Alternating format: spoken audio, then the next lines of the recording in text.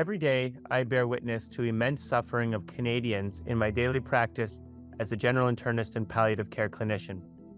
Frequently, this suffering is related to problems that my patients and their caregivers have in navigating our complex medical system, and it's often quite siloed.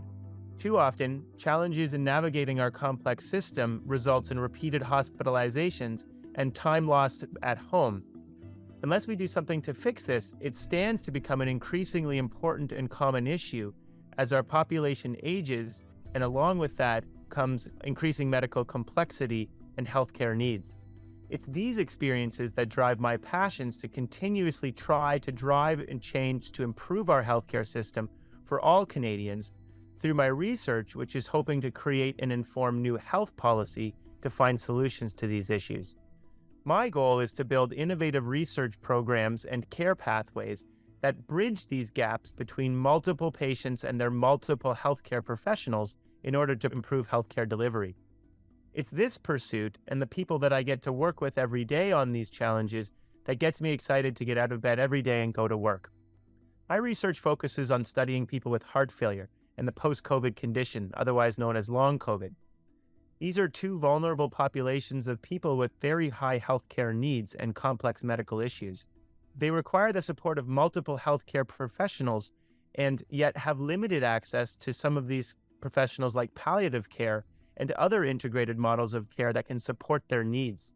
I try to study new approaches to care that are organized at the regional level, care that promotes collaboration between healthcare providers, and involves new ways to reach people in their homes, such as through the use of virtual care. Collectively, these approaches all hold promise to improve access and quality of care that people can receive, especially as the end of their life approaches.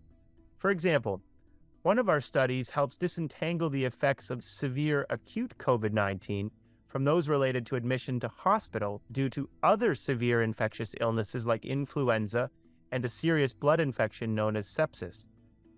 In studying data at ICES of more than 90,000 people hospitalized for these conditions, we found that people with severe COVID, compared to people who were hospitalized with influenza or sepsis, had a higher risk of developing serious blood clots over the ensuing year. However, they did not have an elevated risk of developing 12 other chronic health conditions. Overall, the comparable rates of serious medical and mental health conditions following hospitalization for COVID-19, influenza, and sepsis all suggest that the development of many of these chronic health conditions may in fact be partly related to hospitalization for severe illness from any infection, rather than being direct consequences of COVID-19 itself.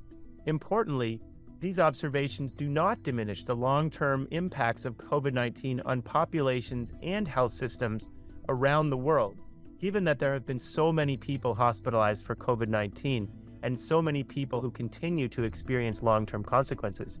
It remains vitally important to recognize the long-term outcomes of hospitalization for COVID-19 and other severe illnesses like influenza and sepsis, and continue to invest and develop new integrated care pathways to plan appropriate and necessary supports to help people beyond their immediate recovery.